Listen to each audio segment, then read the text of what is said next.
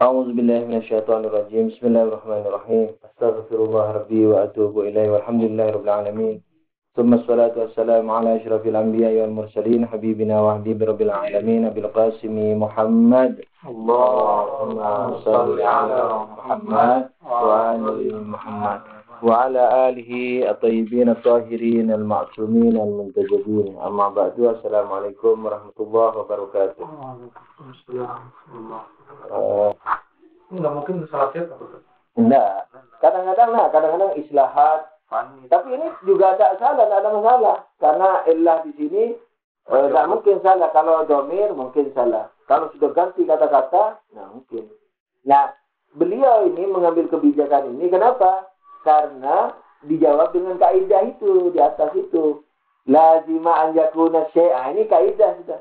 Kalau Ismail bohong, maka lelaki tak bertanggung jawab masuk neraka. Loh. Ya. Lelaki tak bertanggung jawab masuk neraka, hubungannya sama Ismail apa katanya? Nah, saya menjawab dengan kaidah. Gitu. Makanya terusan ke belakangnya campur-campur. Ya ke Ismail, ya ke kaidah. Nah, makanya di sini nafsi jadi repot. Gitu. Menurut Al-Fakir ini ya. Jadi Anda bisa salah. Yang Anda justru bisa salah. Artinya tidak mesti kalau kita ngeritik atau memaknai, di ini tidak ngeritik kita. Sama-sama kita membenarkan buku ini. Cuma dalam rangka memudahkan, memahamkan kepada audiens, itu domir-domirnya kita ganti dengan domir masalahnya. Bukan dengan domir kaidah. Gitu. Makanya ketika beliau mengganti kaidah, nafsihi nggak kerja di sini, illatihi. Orang kan bilang, nggak apa-apa. Asyik mendahului illatihi. Sudah biarin kaidah lain kan. Itu. Bahwa batu itu. Nah penjelasan anak ini juga bisa keliru. Tapi kalau itu penjelasannya di sini, bagaimana penjelasannya? Apanya? Penjelasannya sama, maksudnya sama. Untuk memahaminya aja. Sama. Artinya ini yang dijelaskan oleh yang diterjemahkan sama dengan yang kita jelaskan. Cuman cara pengembalian domirnya berbeda. Ya kayak begini, kalau bagiannya merupakan sebab dari keseluruhan, maka sesuatu mendahului dirinya. Sesuatu apa? Bukan kembali ke bagian yang tadi. Nah, kenapa terkena sesuatu mendahului dirinya? Nah, karena bagian itu bagian dari dirinya. Dan mendahului sebabnya, katanya. Mendahului sebabnya. Jadi maksudnya sama, tapi bahasa pengungkapannya beda. Iya. Maksudnya sama. Mendahului sebab. Jadi bagian itu dibilang sebab. Jadi maksudnya gini, sebab mendahului sebab. Itu maksudnya. Kalau kita, sebab mendahului dirinya. Iya, karena dirinya adalah sebab. Yang keseluruhan. Kita tidak bilang keseluruhan. Kita tidak bilang nafsihi, kita bilang nafsiha. Itu. Lianna mu'assiran fi nafsihi wa fi nafsihi. Itu. Jadi kalau mau ikut kitab an yakuna syai' mu'assiran fi nafsihi la'annahu min jumlatiha wa fi nafsihi. Yani mu'assiran fi nafsihi. Karena nafsihi itu apa tadi? Hi-nya kembali ke mana? Ke illah. Wa amma tsalits fal wajhain. Kalau yang ketiga, maka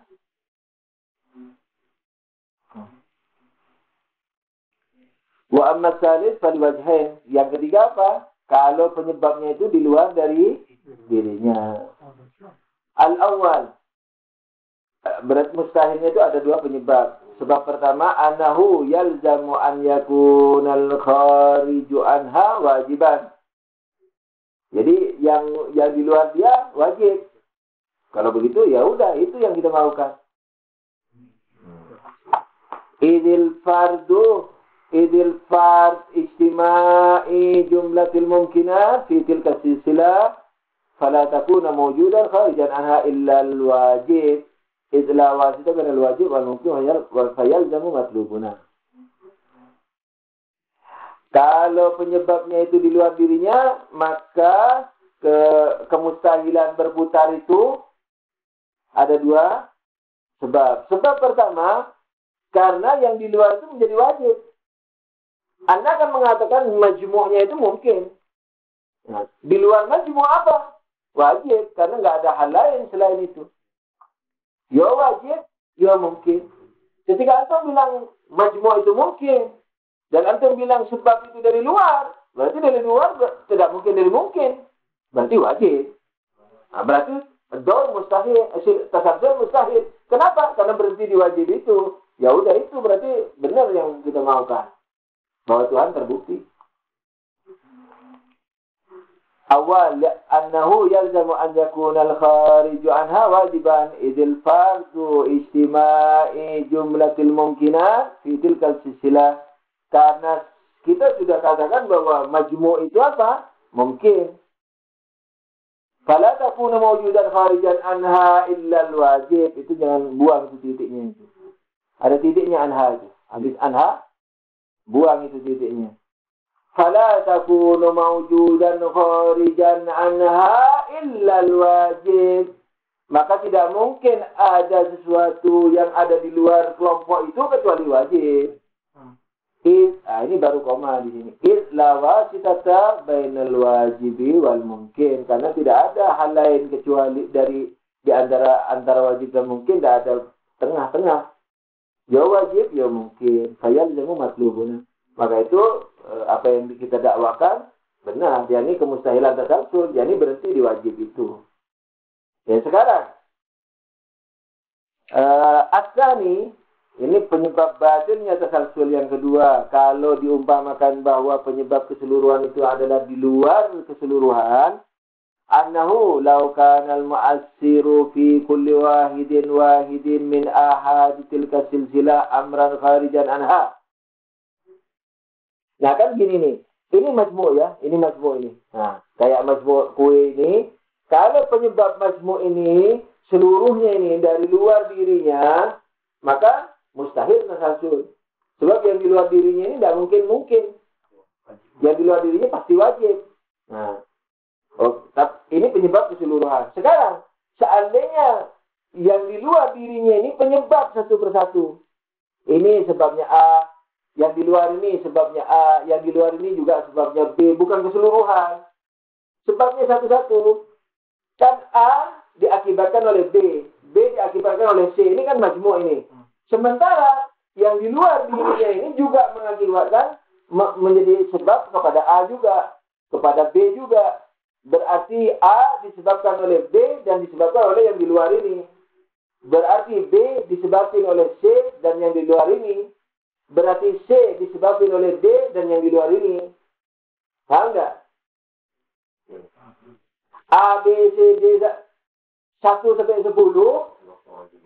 Nah, iya betul. 1 sampai 10 disebabkan oleh satu yang satu.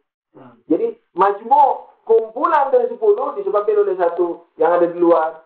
Nah, itu yang pertama. Mustahil tasalsul. Kenapa? Karena pasti kumpul di sini. Sekarang dia ngotot. Bukan keseluruhan 10 diakibatkan oleh yang di luar oleh dari 10, tapi masing-masing 10 itu disebabkan oleh yang di luar ini. Nah, berarti satu kan disebabkan oleh 2 tadinya. Nah, berarti 1 juga disebabkan oleh yang di luar. 2 juga disebabkan 3, juga disebabkan oleh yang di luar. 3 disebabkan oleh 4, juga yang ada di luar. Ini juga mustahil. Kenapa? Karena 2 sebab tidak mungkin masuk ke dalam satu akibat. Itu dalam kaidah filsafat. Kecuali kalau dalam rangkaian sebab. Mani'okum 2 sebab menyebabkan satu keberadaan janin. Karena memang sebabnya janin bukan satu yang sederhana. Tapi satu yang merupakan rangkaian kayak tembok. Rangkaian dari semen, pasir, dan seterusnya sebabnya. Janin juga begitu. Tidak disebabkan oleh mani saja. Tidak disebabkan oleh ovum saja. Tapi disebabkan oleh kedua-duanya. Tidak apa-apa kalau itu. Karena sebab itu memang ada 2. Ya rangkap, ya sederhana. Kalau tidak rangkap, sederhana. Tidak salah. Sebab lengkap. Tapi di sini, masing-masing sebab lengkap. angka 2 sebab lengkap bagi bagi 1, yang di luar ini juga sebab lengkap bagi 1.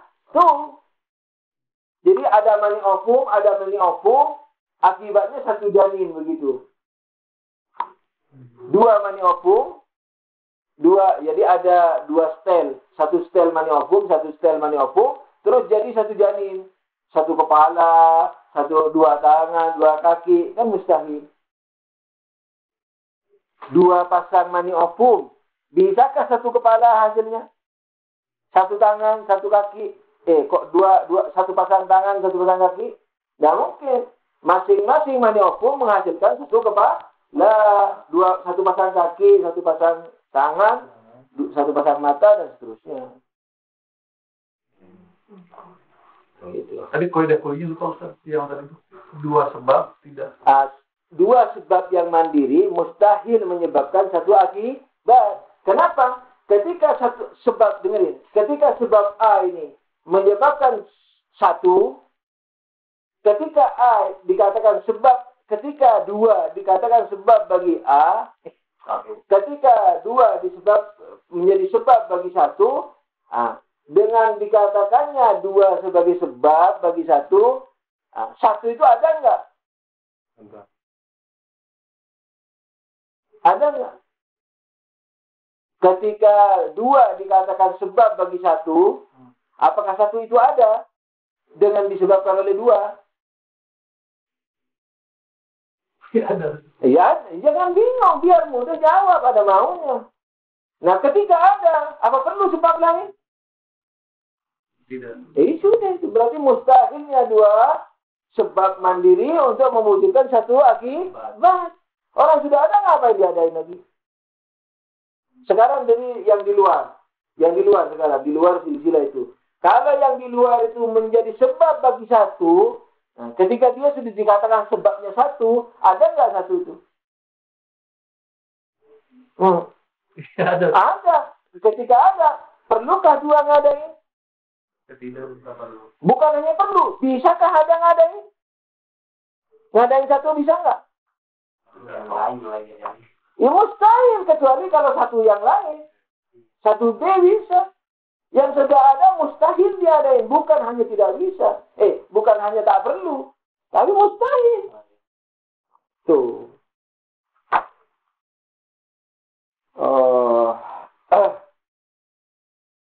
Mana Puja?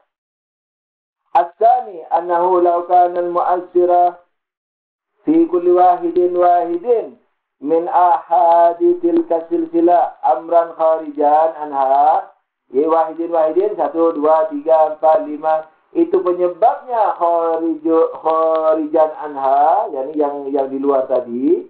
Lazima ijtiba'u illatin mustaqillatain ala ma'lulin wahidin saksi. Maka ini kaidah ini sudah. Maka dia terkena kaidah apa? Kemustahilan bertemunya 2 sebab mandiri pada 1 akibat. Kemustahilannya kayak tadi itu. Manakala yang 1 menyebabkan A, maka A sudah ada. B tidak mungkin ngadain A itu. Yang 2, sorry. Ketika angka 1 menyebabkan A, berarti angka 2 tidak mungkin menyebabkan A. Mustahil. Itu wazalika batilun. Dan seperti itu batil. Li'anna al-far anna kulla wahidin min ahadi tilka silsilah ma'assirun fi lahikihi. Kenapa dikatakan kalau penyebab 1 persatu di antara kelompok itu, majmu' itu dari luar mustahil, dan dikatakan kemustahilannya karena bertemunya 2 sebab yang mandiri terhadap 1 akibat. Kenapa? Karena tadi awalan sudah dibilang penyebabnya 1 yang di luar itu. Kenapa kok bisa menjadi 2 sebab? Karena Anda sendiri mengatakan bahwa itu silsilah sebab-sebab. Ketika dikatakan silsilah sebab-sebab, berarti 1 disebabkan 2 disebabkan 3, kan gitu. Nah. Li'annal far, karena yang telah diumpamakan tadi, yang ditentukan tadi, anna kulla wahidin min ahadi tilka silsilah ma'asiran filaki. Jadi ketika antum katakan itu kelompok, maka itu yang 1 disebabkan 2 disebabkan 3, dan seterusnya. Jadi yang awal sebab bagi berikutannya gitu. Ya, anna kulla wahidin min ahad tilkal silsilah, masing-masing dari silsilah-silsilah tersebut mu'assirun fi lahiqihi, mengefeki kepada yang berikutannya. Nah, ketika dia juga mengefeki yang berikutannya, dan Anda juga katakan bahwa ada sebab lain di luar itu, berarti masing-masing wahidin itu masing-masing yaitu disebabkan oleh dua sebab yang mandiri. Kalau mani sama ofum tidak mandiri. Mani bergantung sama ofum juga terikat sama mani. Waqad furida ta'sirul kharij wa fi kulli wahidin minha. Sementara tadi sudah dibilang bahwa yang di luar itu juga mengefeki. Fi kulli wahidin minha, pada wahidin itu. Bayan jamu ismailatain ala ma'lulin wahidin syakhsi. Maka itu dia terkena, maka dia merupakan berkumpulnya dua sebab yang mandiri kepada satu hal. Wa huwa muhal, itu mustahil. Wa illa lazimah istighna'uhu anhuma hala ihtiyajihi ilaihima. Nah, ini lagi repotnya ini. Sederhana, masalahnya juga sederhana, tapi karena bahasanya bahasa lama, kemudian bahasa ulama yang memang tidak untuk dibaca dengan ongkang-ongkang. Pernah, kalau ada dulu awal mengerti bahasa Arab nih, sudah belajar logika apa segala macam, berbagai hal juga sudah saya pelajari dengan bahasa Arab. Walaupun Anda waktu itu Arabnya lemah, tapi sudah belajar semua itu dengan bahasa Arab. Pas waktu itu Anda membaca buku sejarah. Buku sejarahnya itulah Bakir Sadar. Tidak paham. Bayangin.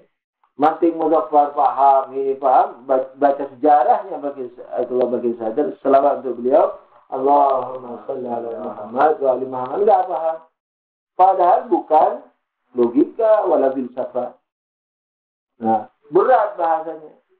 Pernah ditanya sama orang, kenapa antum kalau nulis bahasanya kok berat? Dia bilang, iya, aku menulis buku untuk tidak dibaca sambil tiduran, sambil ongkang-ongkang. Jadi aku menulis buku itu supaya konsen pembacanya, supaya tamarkus, supaya serius. Kalau perlu duduk. Karena semua itu taqarruban ila Allah. Tapi sambil tiduran, sambil ngapa gitu. Nah, itu tidak ada keseriusan. Dia ruhnya itu tidak menuju ke Tuhan. Antum jangankan sejarah, jangankan apalagi tafsir. Biar antum belajar nahwu, kalau niatnya ke Allah, hampir sama kayaknya pahalanya dengan belajar fikih. Itu kalau niatnya ke Allah. Jadi semakin tahu nahwu, antum semakin merasa dekat dengan Tuhan. Karena merasa melakukan ibadah kayak melakukan sholat itu. Merasa puas hatinya karena taat sama Allah. Itu. Ya ini sekarang. Wa illa lazima istighna'uhu anhuma hada ihtiyajihi ilaihima. Ini. Apa ini? Tapi anak kasih garis bawah. Oke, sekarang anak buka. Kenapa dua sebab mandiri itu, perhatikan ya, jangan ganggu. Kenapa dua sebab mandiri itu mustahil terjadi pada satu akibat? Dikatakan karena akibat ini tidak perlu kepada dua sebab itu, manakala ia perlu kepada dua sebab itu. Pak? Tidak paham memang. Susah. Kenapa dua sebab yang mandiri itu tidak bisa bertemu dalam satu akibat yang sama? Kenapa mustahil? Karena akibat ini tidak perlu kepada dua sebab itu dalam keadaan dia perlu kepada dua sebab itu. Jadi manakala dia perlu kepada dua sebab itu, dia tidak perlu kepada dua sebab itu. Kan mustahil. Perlu. Nah, itu. Coba ini terjemahnya. Wa illa lazimah. Kalau begitu melazimkan apa? Istighna'uhu anhuma. Tidak perlunya akibat kepada keduanya dalam keadaan ihtiyajuhu ilaihima, dalam pada keadaan dia memerlukan kepada keduanya. Apa itu? Antum setidaknya Antum setidaknya membayangkan dia bareng-bareng kan. Jadi tidak perlu keduanya. Manakala perlu keduanya. Kan bareng-bareng. Keduanya. Padahal tidak bareng-bareng ini. Begini maksudnya. Kalau telur ini diakibatkan oleh ayam A dan B. Kalau telur ini, telur angka 1, diakibatkan oleh ayam A dan B, maka telur ini tidak memerlukan kepada ayam A dan B, di mana dia memerlukan kepada ayam A dan B. Yang setidaknya kan bareng-bareng, tidak perlu keduanya, manakala perlu kepada keduanya. Tidak perlu kepada ayam AB, manakala perlu kepada ayam AB. Padahal itu tidak sendiri-sendiri. Maksudnya begini, kemustahilannya itu, manakala telur ini diakibatkan oleh ayam A, nah, berarti kan sudah wujud ini, telurnya ini. Apakah masih perlu kepada ayam B? Nah, tidak perlu ke ayam B. Gitu. Manakala telur ini dari ayam B, nah, tidak perlu ke ayam A. Jadi tidak bareng-bareng. Gitu. Bukan berarti tidak perlunya kepada AB, manakala dia tidak perlu kepada AB, manakala dia perlu kepada AB. Ya. Yakni tidak perlu kepada B, manakala perlu kepada A. Gitu. Tidak perlu kepada A, manakala perlu kepada B. Gitu. Bahasa apa? Nah, dalam bahasa Arab dulu, orang nulis buku itu kalau perlu satu baris itu sudah mencakup seluruh makna. Nah, jadi bahasa yang dikatakan tinggi, sastra tinggi, tidak ngalor ngidul, tidak banyak ngomong. Kalau sekarang kan banyak ngomong. Antum kalau perhatikan buku sekarang itu tidak perlu tinggi-tinggi bahasanya. Yang diinginkan muridnya, pembacanya gampang paham. Makanya kayak Muzaffar itu kan ngalor ngidul dulu baru definisi terakhir. Contoh-contoh lah ini, wais kemana-mana. Bukan ngalor ngidul tak terada maksudnya. So, kemana-mana dulu baru kesimpulan akhir. Itu penulisan sudah baru itu. Kalau orang dulu enggak, satu baris kalau perlu. Jadi ini kalau diganti dua, wa illa lazima istighna'uhu anhuma hala ihtiyajihi anhuma. Kan itu. Kalau begitu, dia tidak perlu kepada keduanya, manakala dia perlu kepada keduanya. Nah, terus diganti dengan bahasa kita. Coba. Kalau begitu, dia tidak perlu kepada sebab yang satunya, manakala dia berada oleh sebab yang satunya lagi. Dan dia tidak perlu kepada yang satunya lagi ini, manakala dia keberadaannya diakibatkan oleh yang satunya. Sudah berapa baris? Nah, orang dulu baca itu ngakak, ketawa, senyum-senyum. Ini ulama atau apa ngomongnya kok kayak orang pasar. Harus dijelaskan sejelasnya. Ini nulisnya untuk para muta'allimin, mutahassilin, talatih. Cukup padat, sebaik satu, udah paham dia. Gitu. Makanya di Hausa sampai sekarang nggak ada papan tulis. Hausa yang betulan. Karena kalau pakai papan tulis, kayak ngajar anak TK. Ini begini ya, ini kul, ini cur, dirinci. Ini mutahassilin, apalagi orang dulu. Yang datang itu sudah nyoba putih pakai sorban. Karena dia mungkin belum belajar kalam tertentu, ngaji ke situ. Jadi mungkin mujtahid, belajar ke satu orang yang lebih muda, misalnya ilmu kalamnya, ya begitu. Jadi ngajar orang yang sudah tua-tua dalam ilmu, dirinci-rinci kayak begitu. Kayak sekarang kita ini, yang maunya 3 jalse, akhirnya jadi setengah jalse ini sekarang. Kuantum berani. Nah itu kemarin kita diskusi sama mereka kan. Tapi alhamdulillah tadi malam kita banyak diskusi, sudah terima mereka posisi Hausa. Tadinya berat. Apakah belajar asfar harus 18 tahun, 9 tahun itu? Iya. Akan ada sekarang metodologi baru, maksudnya dia tidak bilang kuantum-kuantuman itu. Anda tidak bisa. Nah, kebetulan mereka juga diajari hermeneutik kan. Nah, hermeneutik itu untuk mempelajari tulisan tidak bisa dengan pahaman kita. Memahami tulisan harus dipahami sesuai dengan penulisnya. Nah, itu hermeneutik yang benar. Kalau hermeneutik modern, setiap orang punya hak menafsirkan kan gitu. Nah itu tidak bisa, itu mah bukan komunikasi lagi. Anda bilang tahu, antum pahami tempe. Ketika Anda bilang tahu, kan saya ingin memahamkan sesuatu yang ada di hati saya. Berarti Anda harus kenal saya. Kenal bahasa saya. Tahu, oh bahasa Indonesia. Tahu itu dibuat dari kedelai dan seterusnya. Ya itu. Kalau pemikiran juga begitu. Anda harus tahu saya. Mula sadro, ingin paham askarnya mula sadro, harus mengerti mula sadro. Mengerti lingkungan mula sadro, bahasanya mula sadro, bahasa bukunya mula sadro, dan seterusnya. Dan itu an kalau di Hausa. Jadi misalnya saya dari an Abu Jawudi an, misalnya lama tabatai an, bulan an terus sampai ke mula sadra. Itu kalau di Hausa.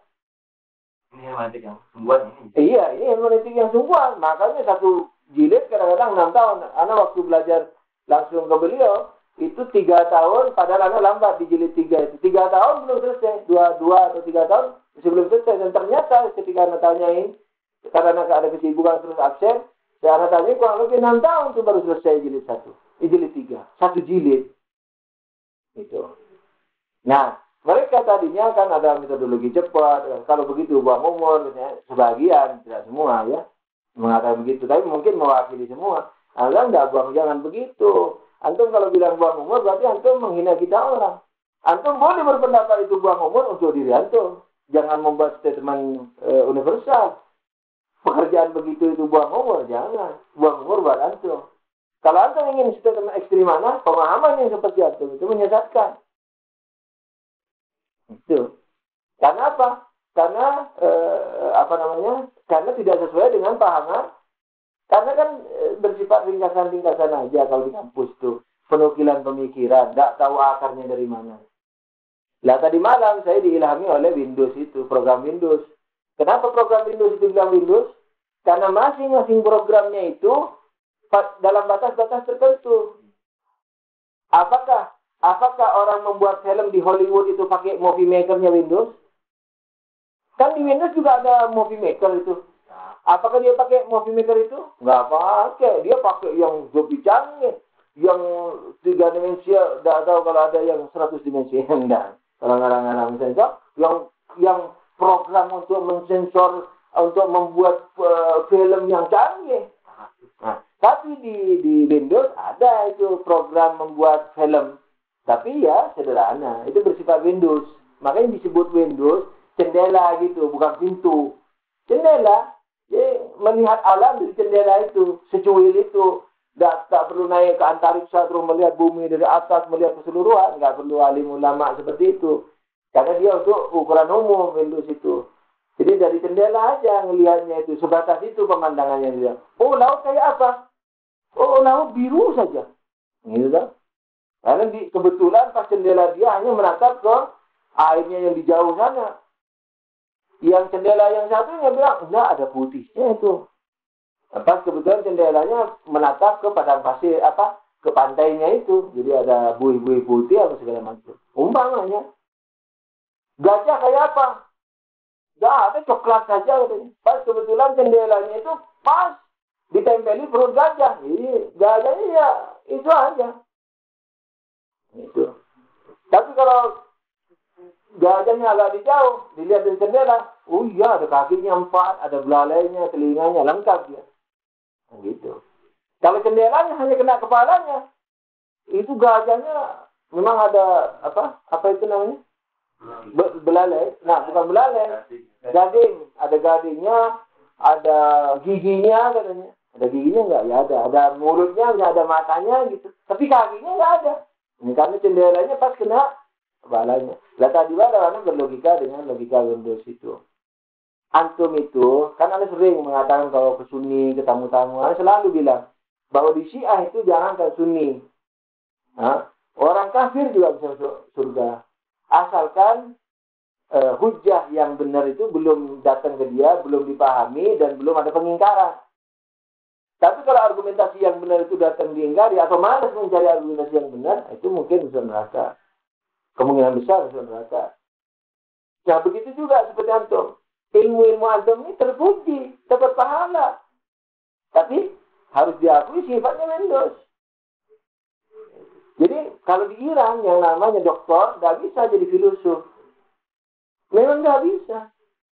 Dan nggak ada orang yang ikuti doktor di sini. Nggak ada orang, misalnya doktor terus jadi pemikir diikuti masyarakat. Nggak ada. Yang diikuti masyarakat mulai yang filosof itu filosof yang diikuti, bukan dokter. Profesor nggak bisa dikatakan filosof. Nggak ada yang mengikuti. Yang mengikuti mahasiswa itu pun karena akademiknya begitu. Tapi ya mahasiswa itu kalau dalam pemikiran keseluruhan ikut filosof itu yang dari Hausa itu. Nah, karena dia puluhan tahun belajar berbaris itu. Alhamdulillah tadi malam banyak yang sudah terima. Artinya tadinya Anda merasa itu masih berat mereka. Karena mereka juga ingin diakui dan kita akui. Tapi Anda harus akui kalau itu Windows. Kalau di kampus. Nah, misalnya contohnya Anda bilang kalau di Hausa ini yang namanya Irfan, kan mereka itu ada yang sudah belajar Tamhid Ibn Turkah sekarang ini. Kalau di Hausa Tamhid Ibn Turkah itu tidak dibaca kecuali setelah asfar. Karena nanti tidak karu-karuan pemahamannya. Tapi Anda jangan lupa Anda bilang bahwa sekarang di madrasah Imam ini yang jurusan filsafat, yang jurusan Irfan mungkin sudah belajar Ibn Turkah itu. Tapi Windows. Jadi Hausa yang sekarang untuk anak luar negeri ini yang sudah berwajah kampus sama dengan antum sekarang sudah jadi Windows. Jadi biar nggak belajar mantik, kalau perlu yang mengambil jurusan filsafat itu biar mantik filsafatnya belum tinggi, mantiknya tidak terlalu tinggi, nah, sudah belajar filsafat juga. Yang jurusan Irfan, yang misalnya di madrasah Imam ini, yang jurusan Irfan nggak perlu menyelesaikan filsafat, sudah dari awal langsung belajar Irfan. Tapi bukan Irfan akar, tapi Irfan Windows. Itu. Jadi kalau dikonklusikan belajar pemikiran tentang Irfan dari masing-masing tokoh Irfan. Misalnya pemikirannya Muhyiddin Arabi apa aja, dia nggak tahu akarnya di mana. Kenapa dia bilang begitu? Gitu. Jadi antum, di sini ada bilang di sini para dokter itu banyak mengabdi ke mulla. Karena mulla misalnya tahunya apa? Filsafat Islam. Dia nggak tahu apa yang terjadi di Barat.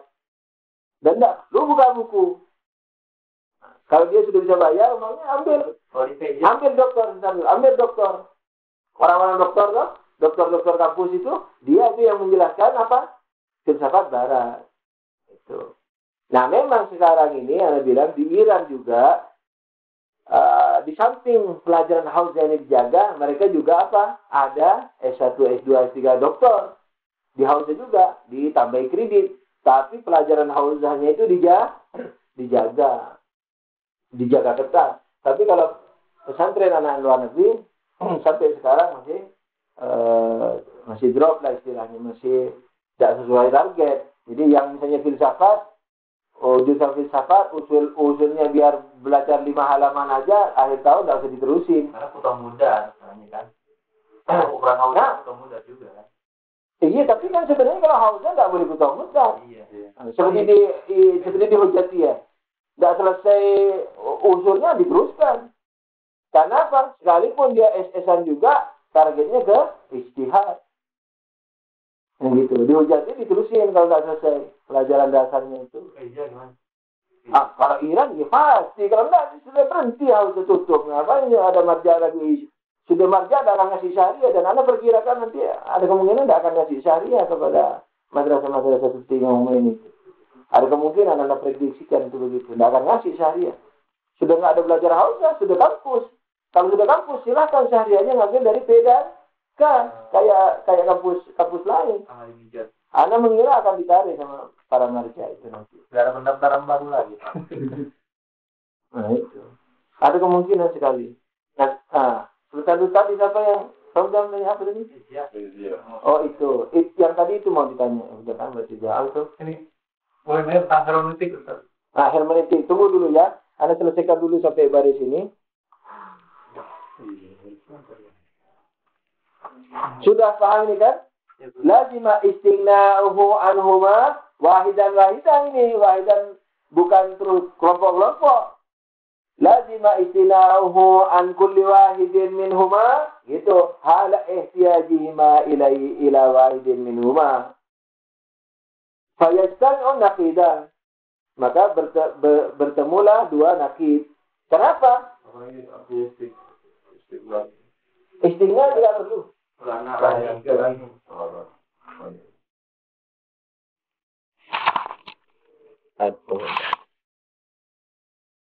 Oke, nah kan di sini diperumpamakan dua itu kan, dua toh. Ketika ayam telur ini dari ayam A, tidak perlu ayam B. Balik. Ketika telur dari ayam B, tidak perlu ayam A. Tapi sasarannya kelompok di sini.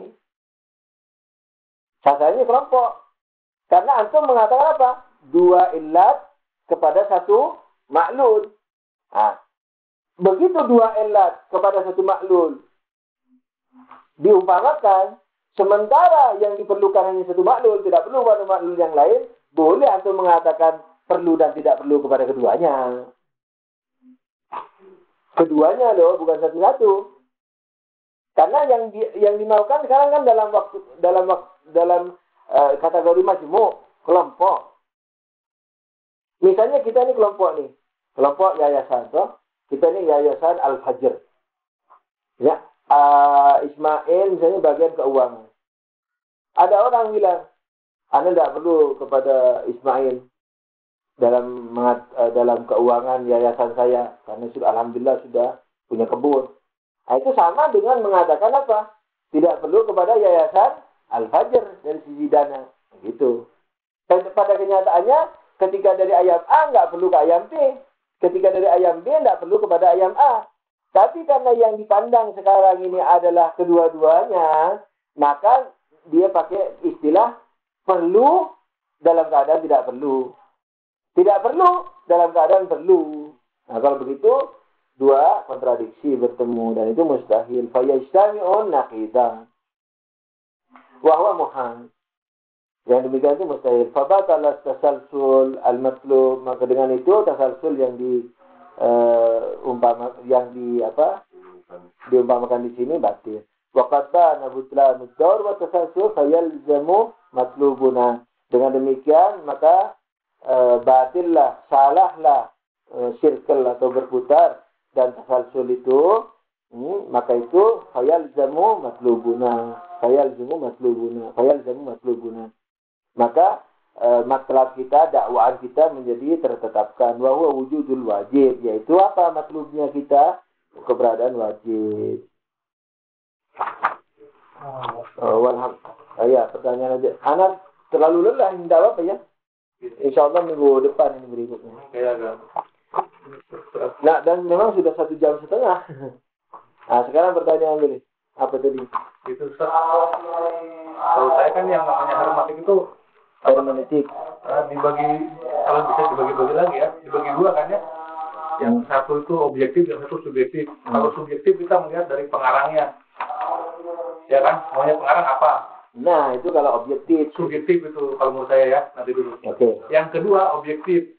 Objektif itu dilihat daripada tulisannya, gramatikanya, tata bahasanya. Oh, itu yang jadi tidak memerlukan tidak memerlukan apa sih maunya si pengarang, tapi si pengarang pasti sama dengan apa yang diinginkan, karena kan punya kode umum dalam cara menulis misalnya kan, itu kode umum misalnya dalam menulis bahasa Arab kayak tadi hak kembali ke mana, kan itu sudah kode umum bahwa hak besar itu misalnya itu kembali ke muannas misalnya. Kalau yang hak ini misalnya itu kan kode umum. Jadi tanpa memahami latar belakang si penulisnya, sudah otomatis dengan gramatika yang objektif itu kita bisa memahami. Jadi tanpa harus memahami si pengarangnya itu sendiri, itu gimana kalau diinstal begitu? Oke. Yang kedua kita lihat dulu apa yang dimaksud hermeneutik. Ya.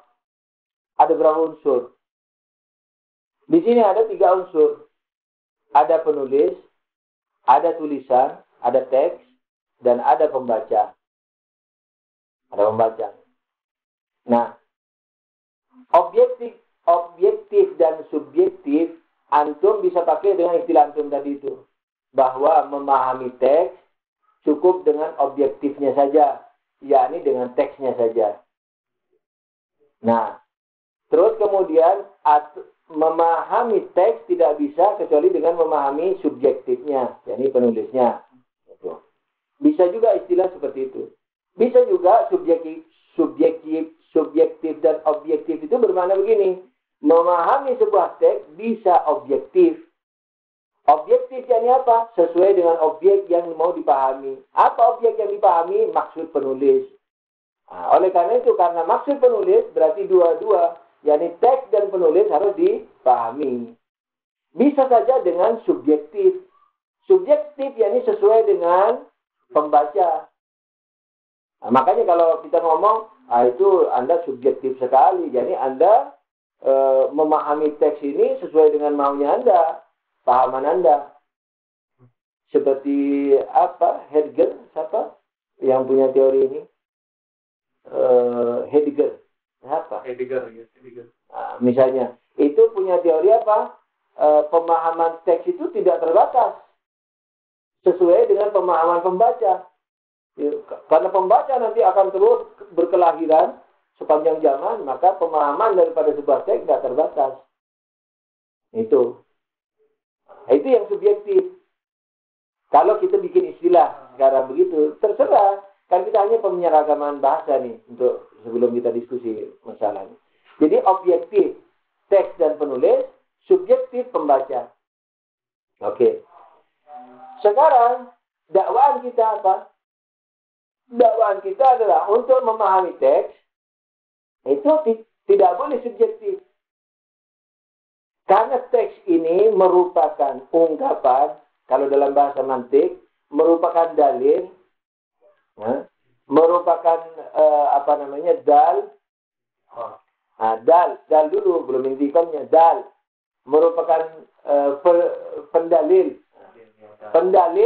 terhadap maksud penulis. Kalau saya bicara jangan makan nasi, lalu Anda pahami nasi di situ adalah misalnya cahaya ilahiyah, wah, Anda lari kemana itu? Setidaknya Anda tanya ke saya, Abu Ammar, apa maksudnya jangan makan nasi? Itu. Anda bilang, jangan makan nasi. Kan tidak boleh ditafsirkan jangan makan, yakni jangan meraup. Nasi, yakni cahaya ilahi. Sesuai dengan misalnya, karena yang membaca tulisan saya orang arif. Sehingga jangan makan nasi diartikan jangan makan cahaya ilahi. Terlalu banyak. Karena bisa pingsan. Karena ada kan istilah dalam logika, pingsan. Anda juga tulisannya gitu, jangan terlalu banyak makan nasi, nanti pingsan. Dipahami sama orang arif, jangan makan nasi, jangan makan cahaya ilahiyah terlalu banyak, nanti pingsan. Kecuali dalam syair, tidak ada masalah. Ya Tuhan, tangan-tanganmu lembut. Nah, itu betul, tangan di sini simbolik. Tidak boleh ditafsirkan tangan ini. Oke. Nah, jadi tidak boleh subjektif, harus objektif. Objektif ini sesuai dengan maksud penulis. Nah, untuk memahami maksud penulis, ini dakwaan kita, itu harus mengerti dua-duanya. Mengerti tulisannya, kaidah-kaidah tulisan, juga mengerti maksud penulis. Oleh karena itu, belajar mempelajari penulis, itu salah satu unsur. Malah kalau yang diajarkan di Imam Khomeini itu, bukan hanya memahami penulis, memahami spesies penulis. Penulis kan insan, saksi, individu. Kita, ilmu itu kan ada dua. Ilmu huduri, ilmu yang tinggi itu apa? Dari sebab kepada akibat. Nah, insan penulis ini dari mana? Dari Rabbun, dari Tuhan spesies manusia. Yani apa? Dari spesies manusia. Jadi untuk memahami Mullah Sadra, di samping harus memahami Mullah Sadra, harus juga memahami spesies manusia itu hakikatnya apa.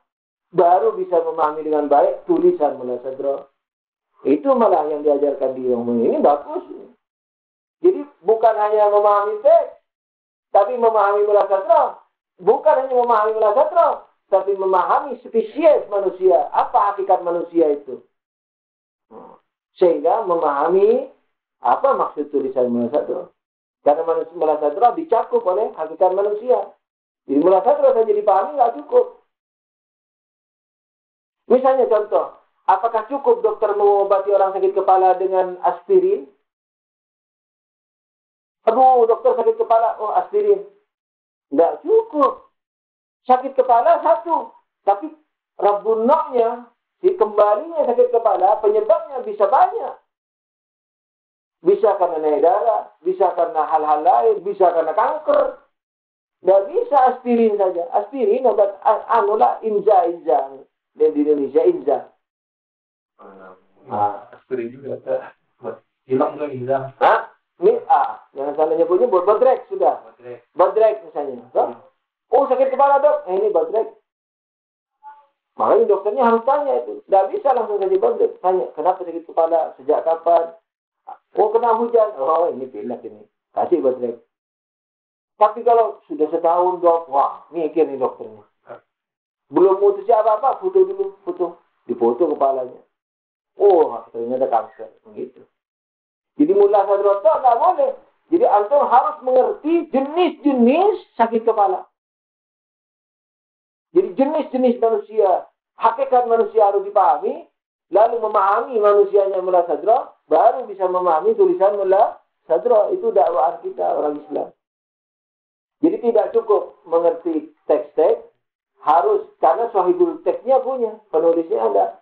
Oleh karena itu harus memahami penulis dan juga memahami spesies penulis. Oke. Jadi jelas tidak bisa subjektif dalam artian pembaca. Sekarang iskalan yang diasih tadi. Bagaimana kita tidak usah mempelajari mula sadra, apalagi yang tidak dibayangkan tadi itu mempelajari spesies mula sadra. Mula sadra tidak perlu, apalagi spesies mula sadra. Yang cukup apa? Teksnya saja. Kenapa? Karena dalam penulisan teks ada kaidah. Gimana jawabannya? Kaidah teks itu adalah kaidah bahasa. Seperti contohnya. Misalnya sebab itu mendahului akibat. Oke? Nah, mendahului di sini sesuai dengan bahasa teks apa? Mendahului waktu. Mendahului waktu. Dahulu atau mendahului tempatnya. Tidak ada yang terus mendahului rutbatan, makoman. Karena sebenarnya dalam kenyataannya sebab itu dikatakan sebab manakala akibat ada. Jadi dari sisi waktu dan tempat bersama. Dan tidak akan terpisah selamanya. Selama akibat masih tetap mau bertahan, sebabnya terus bersama dia. Itu. Tapi dari sisi teks umumnya mendahului ya imma zaman, imma waktu. Imma zaman, imma tempat. Itu bahasa teks. Jadi teks saja, aturan teks tidak cukup. Seperti kita bahasa Indonesia. Ngerti sudah bahasa Indonesia. Sekarang coba baca buku kedokteran, apalagi yang spesialis. Misalnya membaca buku cara membedah. Bisakah kita dengan bahasa yang kita punya, kaidah sastra yang kita punya, kaidah apa dulu ilmu bahasa itu, tata bahasa yang kita punya, cukupkah dengan vocabulary dan tata bahasa yang ada kita bisa mengerti buku kedokteran yang sudah spesialis misalnya? Nggak bisa, karena ada bahasa tersendiri. Jadi setiap ilmu ada bahasanya tersendiri di samping aturan bahasa umum. Jadi tata bahasa teks itu tidak bisa dijadikan modal untuk memahami bahasa-bahasa keilmuan yang dalam, yang spesifik, seperti filsafat, seperti furan. Kalau percakapan sehari-hari yang tidak ada hubungannya dengan keilmuan bisa. Gitu. Tapi kalau sudah tafsir, hadis, itu sudah lain. Misalnya hadis dhaif. Hadis dhaif. Umpamanya, apa dhaif itu? Dalam bahasa keseharian, dhaif itu adalah lemah. Badan lemah. Ini kok riwayatnya dhaif. Apa melengkung-lengkung tulisannya itu? Apa tidak teratur? Lemes tulisannya? Enggak. Maksudnya tidak bisa dipakai argumentasi. Dalam argumentasi dia tidak punya kaidah. Didorong sedikit jatuh argumentasinya. Kalau Anda memakai dalil hadis riwayat yang lemah. Apa hadis bagus? Kan ada hadis hasan. Ada hadis kuat. Ada hadis misalnya dipercaya. Ada hadis sahih. Nah, misalnya gitu. Itu kalau pakai bahasa umum, kacau orang. Jangankan itu. Yang umum-umum aja, banyak idiom-idiom yang kalau diterjemahkan ke dalam bahasa biasa, nggak bisa. Jangan sakit tanganmu. Apa ini? Orang sudah karena puluhan tahun di Iran, pulang ke Indonesia, dikasih teh sama tuan rumah yang dia tak bertamu ke rumah itu, ketika disajikan teh, jangan sakit tanganmu. Apa? Tidak, Ustaz, tidak sakit tanganku. Nah, kalau orang Makassar, lagunya begitu. Tidak sakit tanganku. Nah, maksudnya jangan repot-repot. Makanya kalau langsung terjemahin nanti, jangan terjemahin bahasa. Terjemahin maksud. Itu baru langsung penerjemah yang bagus. Nah, jadi jangan lelahkan dirimu. Hasdana boshi. Maksudnya jangan repot-repot. Nah, itu. Das di Sumatera aku nih, jangan repot-repot, jangan diterjemahkan, jangan melelah-lelahkan dirimu. Nanti dikira saya tidak post up tadi sebelum bikin teh ini, dah lelah dan seterusnya gitu. Jadi nggak cukup dengan hanya memahami teks. Nah, di kemarin itu juga anak nguping dan anak datang di belakang, walaupun Ammar penerjemahnya. Terus anak kan sorenya guide mereka, jadi guide-nya ke ziarah. Anak ngoping di situ bagus sekali. Walaupun ada hal mungkin yang perlu anak rinci. Bukan anak, yang perlu dirinci maksud gurunya itu apa. Sebab anak masih was-was ini. Gurunya itu ini memang filosof atau Donisgo filosof. Filosof Donisgo gitu. Apa ustadz atau ustadz filsafat kampus. Ana mengira dia ustadz filsafat kampus. Mengira saja. Di antaranya itu, Ana tidak tahu. Nah, bukan tidak tahu, ada tapi lupa. Ada di daftar Ana itu. Misalnya, bingung. Kaidah bingung. Untung tidak ada yang tanya kemarin. Misalnya, makom yang tinggi adalah makom bingung. Makanya Rasulullah berdoa misalnya, Allah Rabbi zidni tahayyuran. Tuhanku tambahlah kebingunganku. Di situ tidak dikuat. Ketika ditanya apa maksud bingung dan sebagainya, atau ketidakterbatasan sirkulasi, kan hermeneutik di antaranya ada hermeneutik circle. Jadi ini abadi. Jadi Tuhan makhluk memahami Tuhan, Tuhan memberi ke dia, kan semakin bingung itu. Terus berputar begitu tidak pernah berhenti. Ada yang tanya, ketidakberhentian ini apa begitu? Itu tidak dijawab. Ini bukan pembahasan inti, biarin saja nanti gitu. Ana khawatir apakah beliau itu guru yang muhtaram, yang kita hormati, kita cintai itu hanya filosof, guru filsafat Donisgo, rohani tapi ya. Apakah memang dididik oleh filsafat Hausa? Anda sebenarnya mau bilang ini ya. Di antaranya yang beliau jelaskan apa? Ini menarik, bagus. Pahaman itu dalam dakwaan kita ini, bahwa kita kan harus memahami tidak hanya melalui teks, melalui objeknya itu termasuk teks, pengarang, dan spesies pengarang. Pahaman memang ada dua. Maksud memang ada dua. Terbatas dan tidak terbatas. Tapi bukan berarti Heidegger bukan berarti tidak terbatasnya Heidegger. Yang sekalipun penulisnya Ismail bisa ditafsirkan oleh seluruh manusia. Enggak. Nah, ketidakterbatasan pahaman itu tergantung kepada penulis buku itu. Kalau penulisnya terbatas, pasti pemahamannya terbatas. Karena yang dimaukan oleh penulisnya, hal yang di mana penulis terbatas, pasti yang dimaksudkan penulisnya juga terbatas. Tapi kalau penulisnya seperti Tuhan, maka dia tidak terbatas. Jadi boleh menafsirkan sampai tidak terbatas. Makanya dikatakan Quran itu memiliki 7 batin, masing-masing memiliki 7 batin dan seterusnya. Nah, itu tidak terbatas, tidak apa-apa. Itu memahami Quran. Itu nyambung yang tadi tuh apa itu kan sebenarnya peletakan itu kan. Nah peletakan ini kan Yang di mana ini? yang tadi posisi subjektif. Aha. Jadi memahami apa teks. Teks. Nah teks ini kan peletakan kan. Aha. Peletakan. Nah ini kan tidak ditentukan oleh satu orang. Iya.